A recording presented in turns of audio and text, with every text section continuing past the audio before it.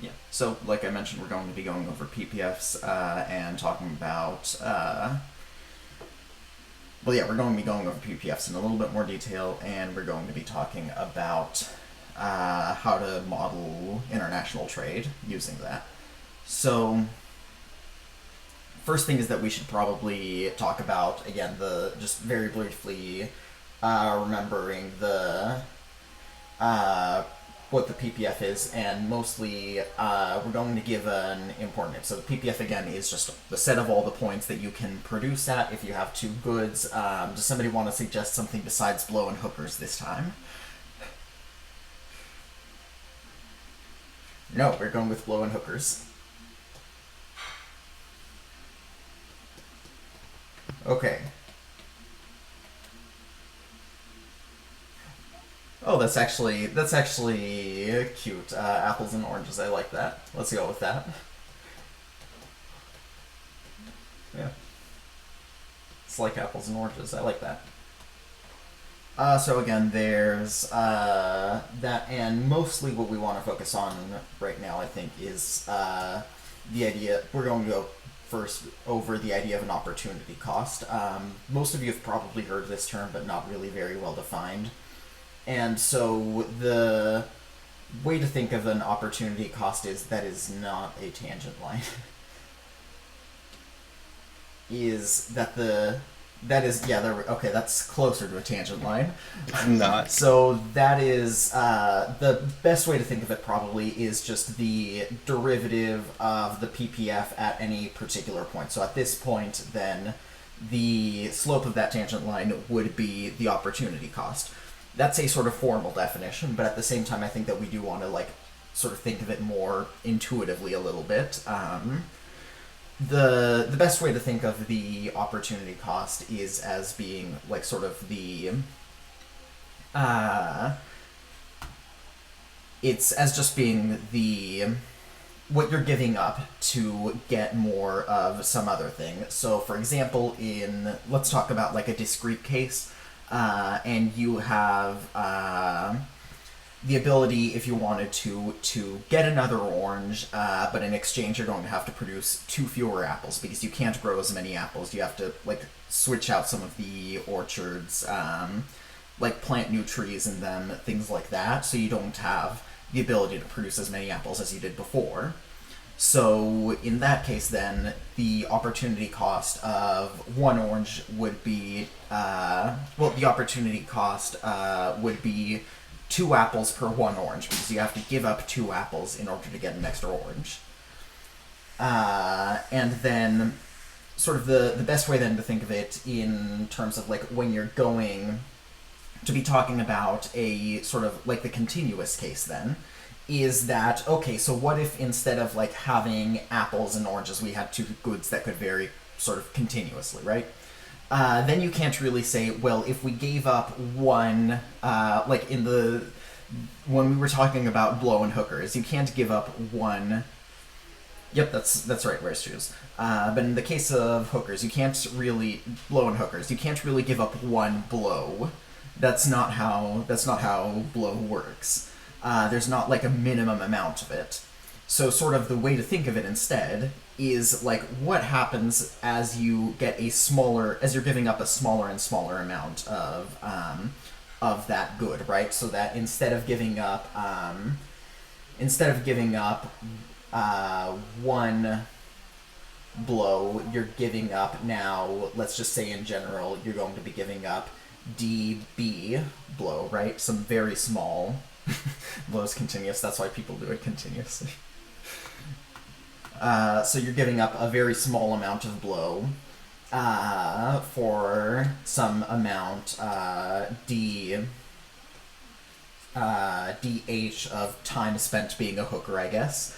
And then the best way to think of the opportunity cost is the change in blow divided by the change in hookers. Like how much blow do you have to give up for a very small extra amount of hookers? So then, that is essentially the concept of an opportunity cost. And now what we are going to talk about then is there's another nice way to think of sort of opportunity costs, which is, and this is why I asked you all to read about the chain rule. And the idea is something that's called a numeraire. So, I know, I think, Mond, you know French. Can you tell us what that means?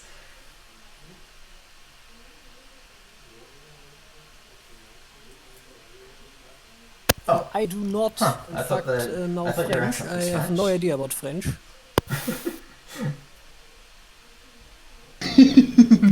Well, no, that's just my horrible Okay. German accent because I'm horrible.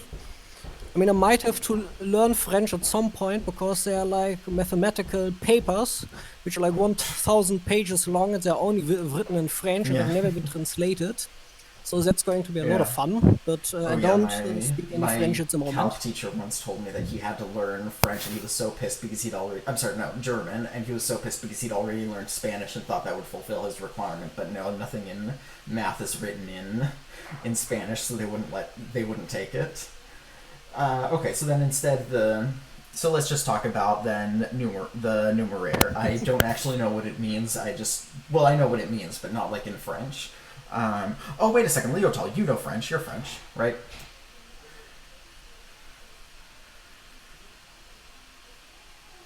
Yes, that is correct. Okay, so the etymology is stuff for counting, but the modern meaning is a formal word for cash money. So actually, yeah, stuff for counting is the right way to think of it. Really, did I get the accent right? The But these are both fine ways of thinking of it. So the way to think of the numeraire is, let's say now, and this is useful for trans for when you're talking about an economy with more than two goods, especially because right now we've been talking about like, oh, what if it's apples and oranges or blow and hookers? But obviously, an economy does not have like just two goods in total. There's always going to be more than two goods that are being produced. So instead, and also this is what I said thank you to Mon because you described it like this and it was very nice. The best way really to think of an economy with now lots of goods instead of just two is to write down the quantities of each good as a vector, which is, it's just a list of numbers really.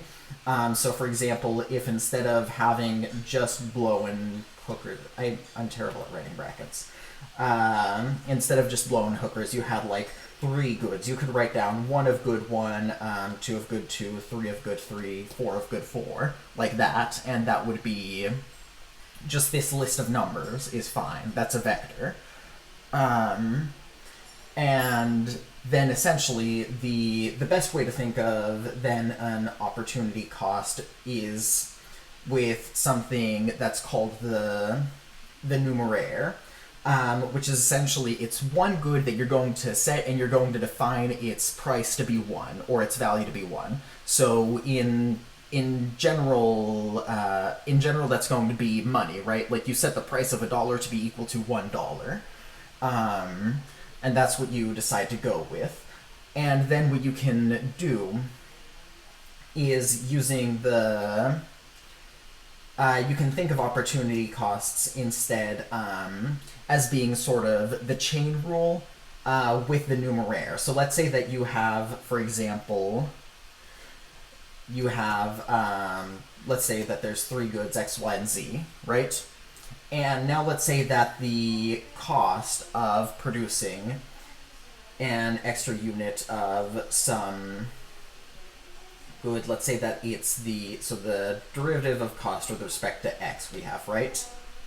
So we could do that, or instead what we could say is like, think of this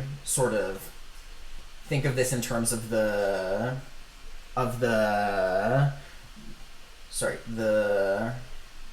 numeraire. So let's go with the change in X with respect to if you spend like an extra dollar of it, or in theory, like as that amount of money is getting smaller and smaller and smaller. So you have that derivative, and then you can think of the opportunity cost as just being the chain rule.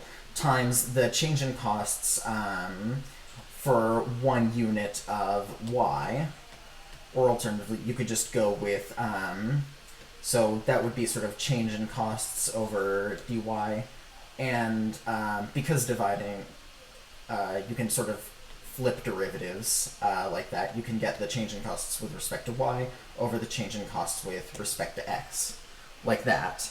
And that's sort of what how you can think of the opportunity cost instead. It's like it's a ratio of costs. It's the relative costs. And that really is an important lesson that comes up a lot in economics, that you really don't care about absolute costs. Like, how much does something cost? Is it $5 or $4? Nobody gives a fuck. What matters is really relative costs, like the ratios of costs, because that represents what you actually are going to give up. Like, I don't care if I'm technically giving up $2. What I care about is, like, if I spend $2, then I can't get... if I spend $2 on an orange, I can't use those $2 to buy an apple or anything like that. So, any questions so far? Is this exactly the nominal Yes, real that is, distinction, or is it's that related slightly different?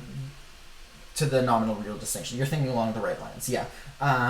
This is essentially what we're saying is that what you really care about is the relative costs, which can also be sort of thought of as real costs, except that real costs, what you try to do usually is you will create a sort of index of goods. You'll put together a bunch of goods to and measure the change in prices for that whole basket of goods.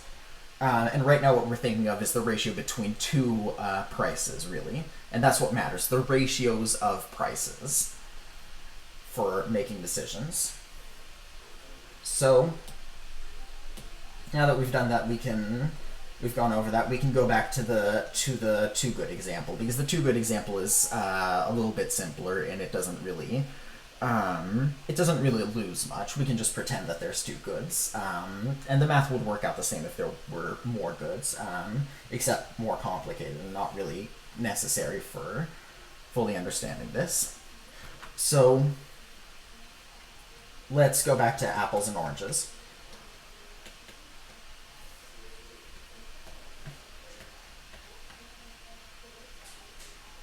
So we have the PPF again for apples and oranges.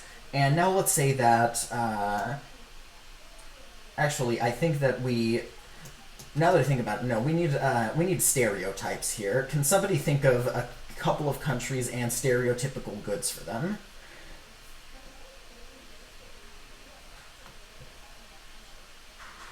Let's go with, the French are going to be producing a lot of surrender.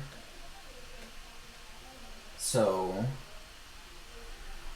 that is the French are great at producing surrender. And then where are we going to go with here? If that's how we're gonna go, then Americans and obesity. Perfect. Okay, so then obesity, and that is the US PPF and the French. I think technically what we have created though is a set of two bads, which is a term in economics, by the way. The opposite of a good is in fact a bad, which is just something that's bad and you don't want to have. Yes, it is great. I love this term too. And it's used in papers all the time, and it's just like, this bad can be considered, and it's just like kind of funny. So let's go with that. Okay, so actually let's go with instead cheese and jeans, I think, because that means that will be less confusing because they're not both bads. Okay, so now let's think of these PPFs. Essentially, before trade, this is sort of what they can produce. So maybe the US decides this is the place where I'm going to be producing at, right? So this sort of is like what they settle at. And that's the point that like is actually produced in. Let's say that the French are here maybe, and this is the quantity of cheese and jeans that each of them is actually currently producing. So let's look at the sort of the slopes of the tangent lines here, right? Right now, the United States and the French have two different opportunity costs, right?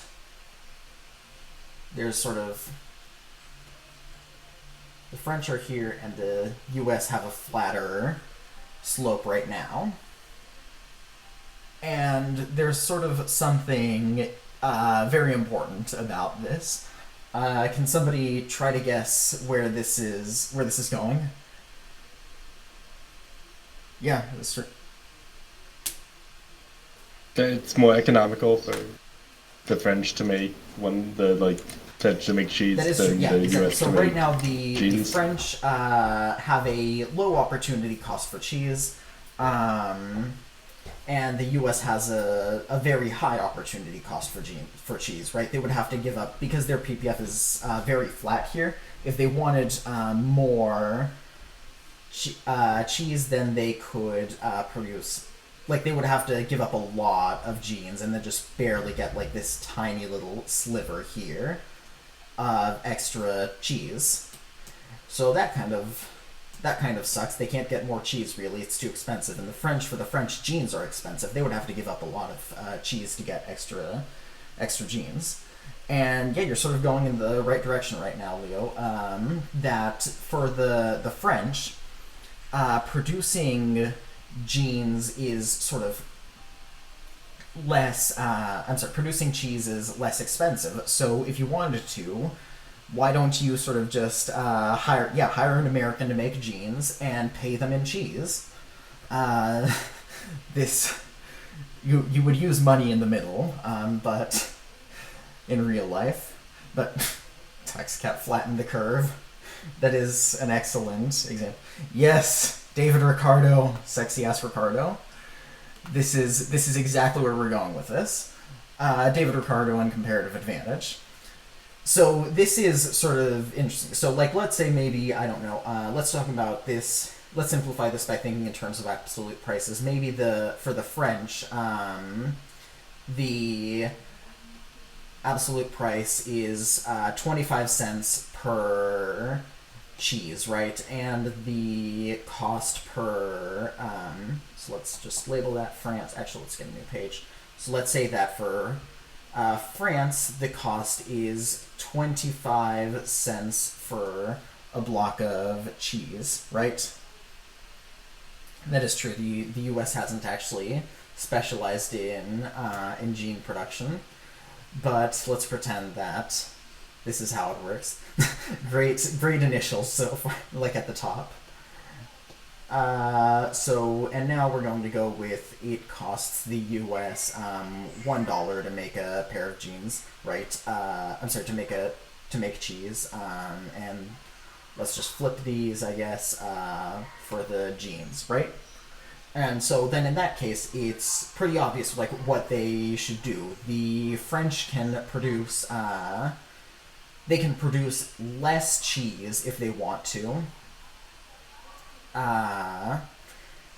Actually, let's say that these, right now we're going to set the numeraire to be, because you can set the numeraire to be whatever you want, right? Let's say that the numeraire is working hours, right? And both the US and France have 1,000 man hours of labor to put into this. So what if the French, for example, switched over from they produced a little bit less, a little bit more cheese, and then traded it to the Americans, right? Because then in that case, the U.S. has. So how much is the U.S. willing to pay for jeans, right? And the answer is that the U.S. is going to be willing to pay somewhere between 25, so a quarter of an hour, or the same amount in money, roughly. We can like convert between all of these, and it doesn't really matter. But like if it was in cents, it could be like 25 cents is less than the price that they're willing to pay, which is less than 1. So the price has to be between essentially 25 cents and $1, because if it's so essentially if it's less than $1, right, then the U.S. isn't going to. I'm sorry, if it's more than $1, then the U.S. isn't going to agree to this trade, because the United States can just produce their own jeans for $1. Like at that point, it doesn't. I'm sorry, their own cheese for $1. At that point, they're not going to like take the deal. France is also not going to accept less than $1 for a pair of jeans, or they're not going to accept. Sorry, less than 25 cents for the cheese, because then it's just not worth it to them. You're paying them less than they're producing. So really the price of jeans could end up anywhere between 25 cents and $1 in this case. If we're going to go with linear PPFs for now to make the to make this a little bit easier, right? But that means then that there's sort of this range in the middle where the U.S. and France are both willing to accept these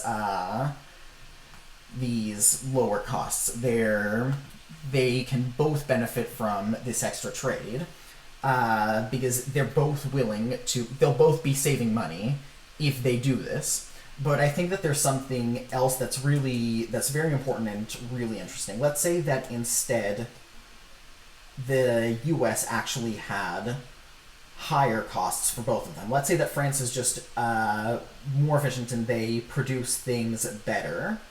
Actually, no. Let's say that the U.S. is doing that, because the thing is that the U.S. actually, so it still costs 25 cents to make jeans, but the U.S. has unfortunately annexed Wisconsin, and Wisconsin also produces a shit ton of cheese. So now their costs for cheese have gone down to 25 cents too. They can produce the cheese for 25 cents, right? So then at first it looks like there's not really... Okay, so it looks like there's not really a way for them to benefit, right, anymore. Because the U.S. can produce both cheese and jeans as efficiently as France, or even more efficiently, right? So why not just, like, have the U.S. produce both cheese and jeans? Would somebody like to take a guess as to what's important here?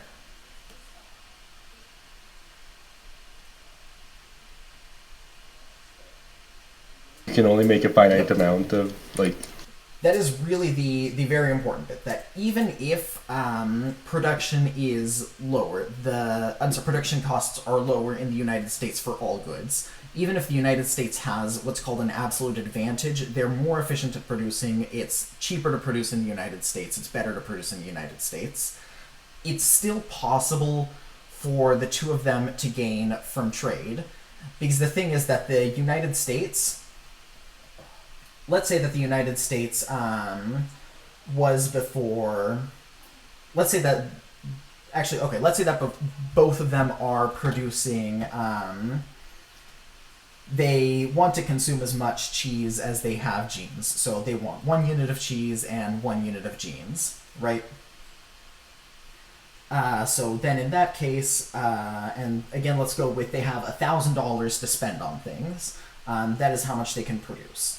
So then, in that case, if they want to produce the same amount, how much is France going to spend on each? They're going to... so France is going to, at first, produce... Well, yeah, they're going to... so then 0.25 times the cheese plus 1 times the jeans, right, is equal to 1,000. Right?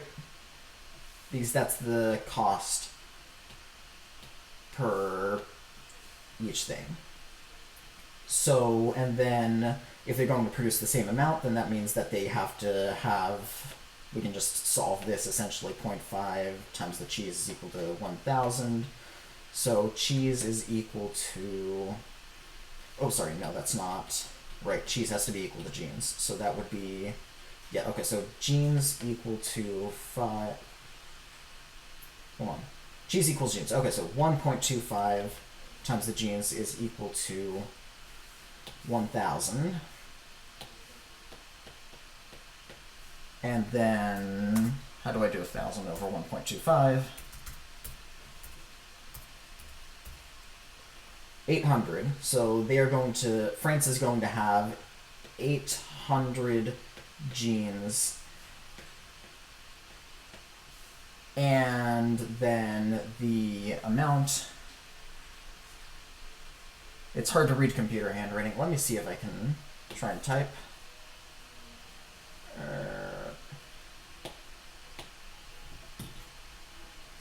Yeah.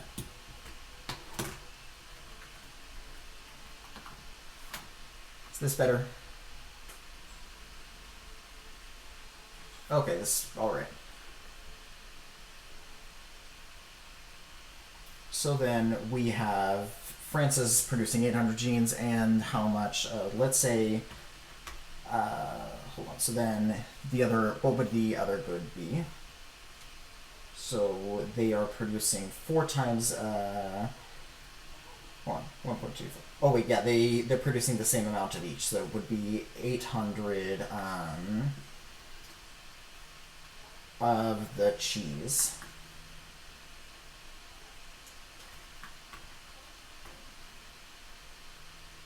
Cheese. There we go. Cheese spelled without an E. That's the most important kind of cheese, after all.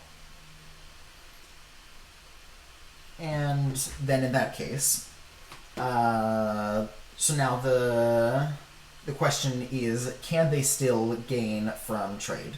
Because the US now can produce 2,000 of each, right? 2,000 genes and 2,000 cheese. So let's say that instead France switches to producing,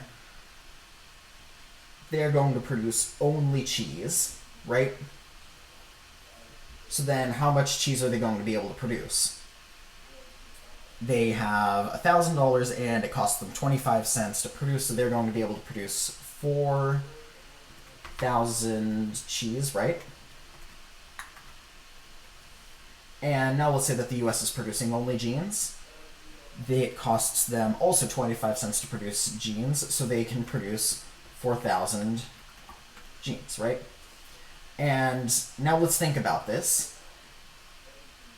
At this point, there is still, can they gain from trade by trading, right? And then when you think about it, at this point, the sum of their production, right, is more than it was before. Before, the United States and France together were producing 2,800 cheese and 2,800 genes. And now they're producing 4,000 of each, which means that literally if they wanted to, like, the United States could take 3,000 genes, right? Give 1,000 over to France. And France says, oh, neat, I'm going to get now 1,000 genes, and trades them in exchange for, how much? For 1,000, or, yeah, for 3,000 of their own genes, right?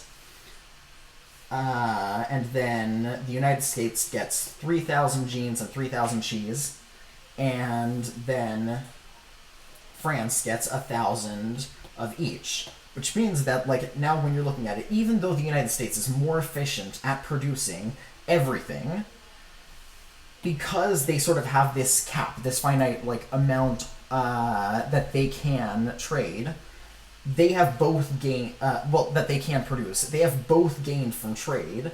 The United States now is making significantly, they get an extra 50% to their cheese and their genes, and they're getting, and France is getting an extra 200 genes and 200 cheese. And this is like a really big advantage for both of them, even though the United States was more efficient in producing. And this was sort of David Ricardo's really, like, big advance, his big breakthrough. The example he gave was with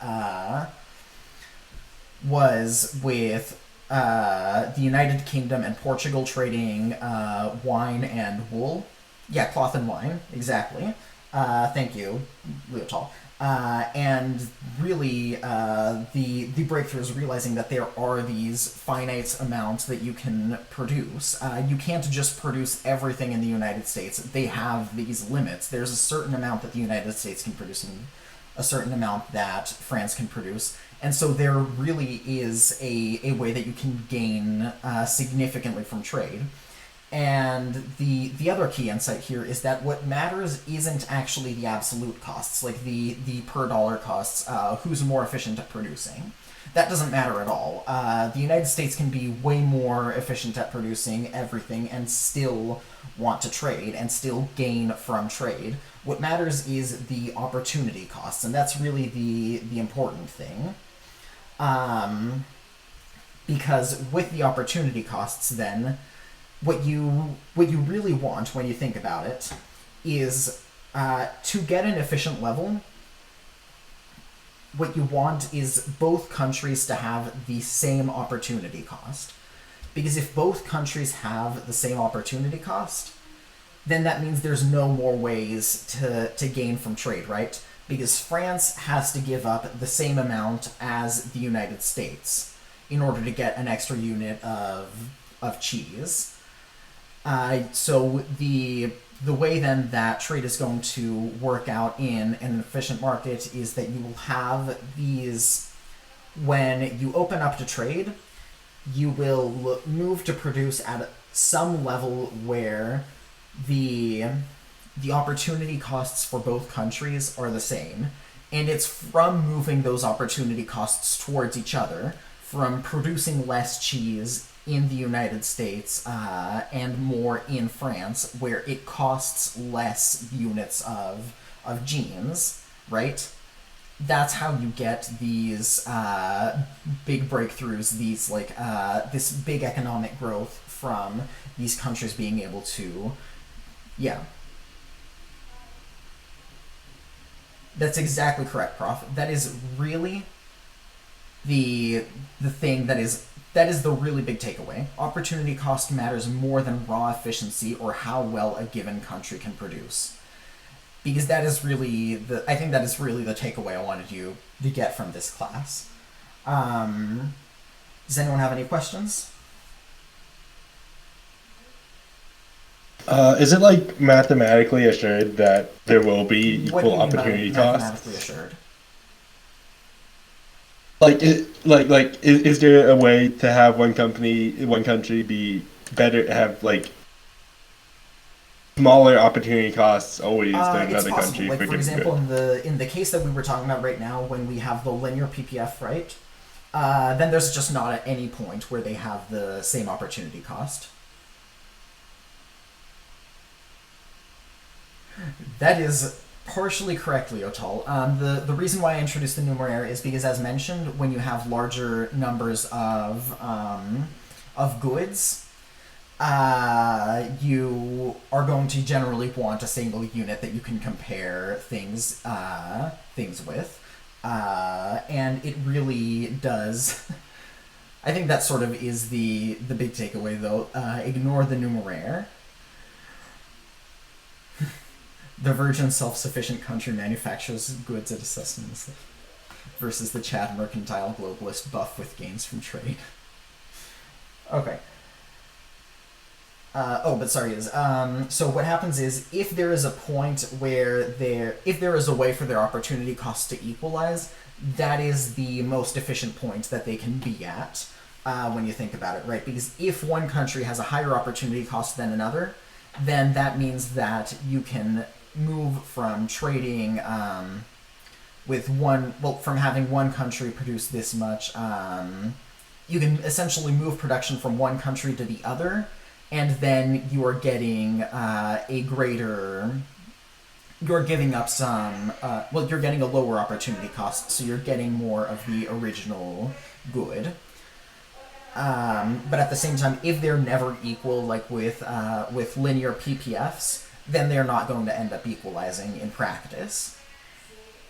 because they can't equalize. But at the same time, as mentioned, linear PPFs are rare. Generally, you have something more like these concave outwards PPFs, and then there is some point that you could produce at where the two of them will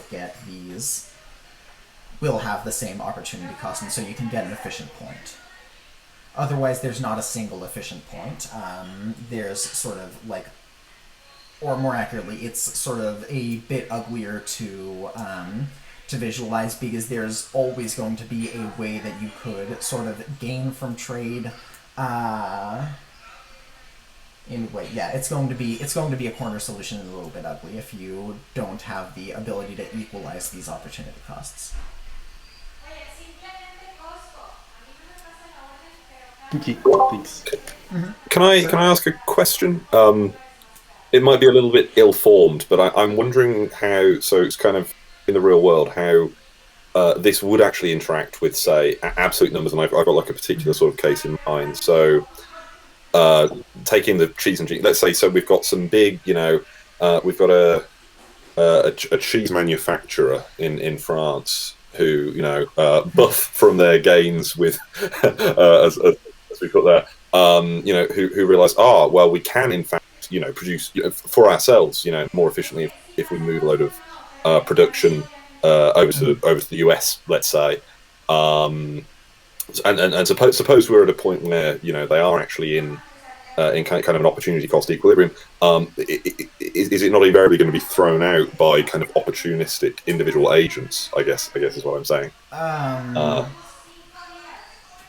I think that question makes sense. I don't know if I'm phrasing myself very well. And what is happening here is that in this assumption, more or less, what we have assumed, more or less, is that the PPFs do not change when you open up to trade.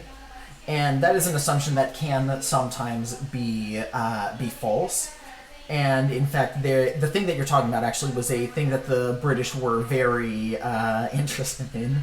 Like when the United States was actually itself trying to industrialize, Britain had essentially like completely forbidden all exports of the technology that was used for cloth manufacturing, because they had a monopoly on it and they really wanted to keep it. But then the thing that happened when they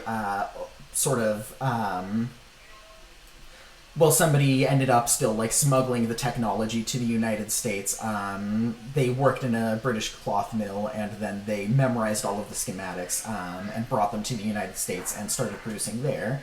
And eventually, like, American cloth did actually become cheaper than British cloth and sort of begin to outcompete it. So the thing is, if the PPFs are not like sort of held still or not held steady, then that can be a thing that happens, essentially, where you have capital moving from one country to another. So like you have spinning jennies moving, maybe like being exported to the United States, sort of thing.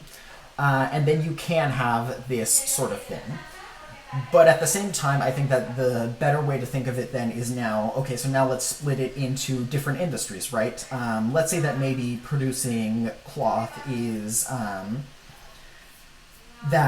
let's say that capital, like say a spinning jenny, has a higher value in the United States in terms of opportunity cost, right? Like you want these cloth machines in the United States, but say in Britain, maybe like a steam engine is going to have a lower opportunity cost.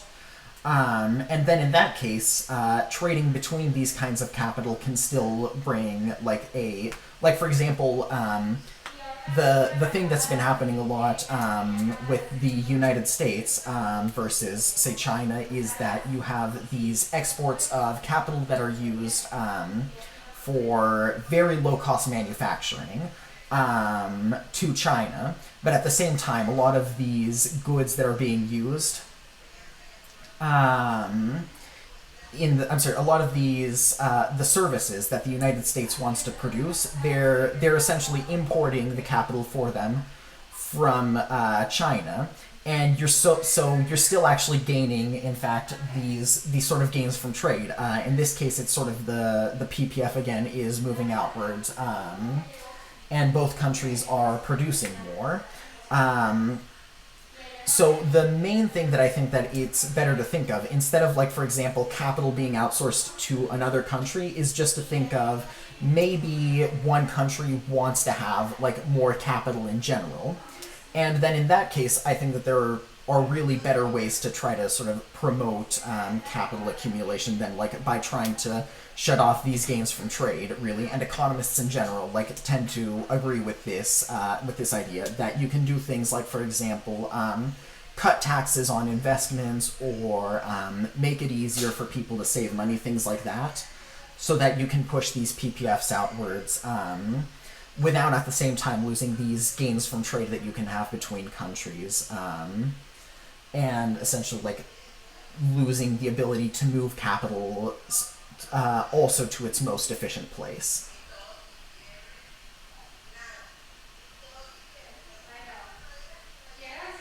Yeah.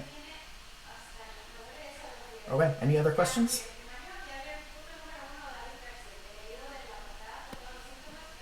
I mean, I don't exactly have a question. I just wanted to add that, well, we are doing economics here, well, on some level, so it's essentially necessary to use the most simple model which we can imagine, because if we didn't held some stuff constant, then it would be well, incredibly complicated or impossible to keep track of everything. And then that's a question. Well, what's the next step, so to speak? I've had this idea which you explained today. I've seen it before. It always made sense to me, so I'm kind of curious what's going to happen next. So what do you mean, like, what's going to happen? Oh, next class? But yes, I mean, what do you want to Next talk class. about next? Or what's the next topic? Or is there some other payoff which we get next out of class. this? Okay, so if you're asking for a next class's topic, we're going to be going over supply and demand there. Okay. Oh, chain rule was for the numeraire, wears shoes. So when we were talking about the numeraire, the numeraire is essentially just, the way to think of it is the chain rule for, it's just the chain rule, well, opportunity costs are the chain rule using the numeraire.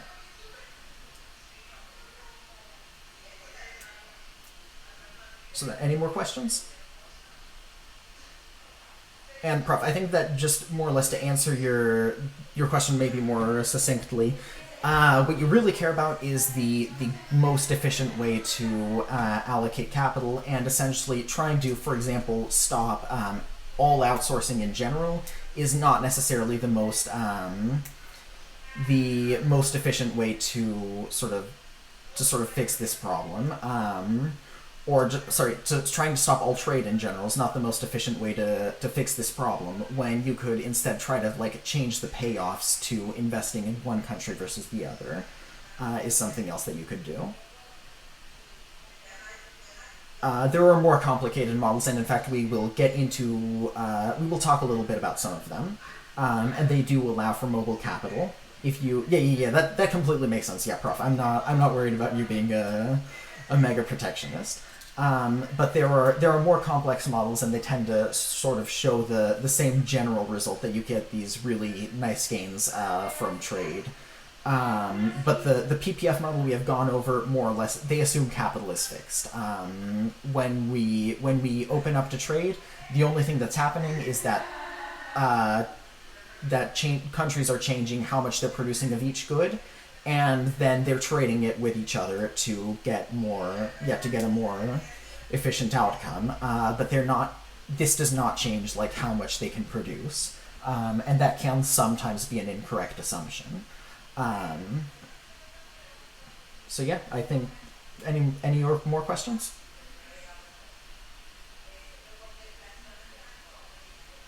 Okay, if not, then I think that I will end this here. This was a good lesson. Thank you all for joining Thanks. me. Thank you very much. Closed. No, that's just Or curves. I don't know what we call you here. CLC, I think. yeah. Line. Okay. Okay. Cheers. All right. Bye. Yeah, well, cheers. All right. Bye for now.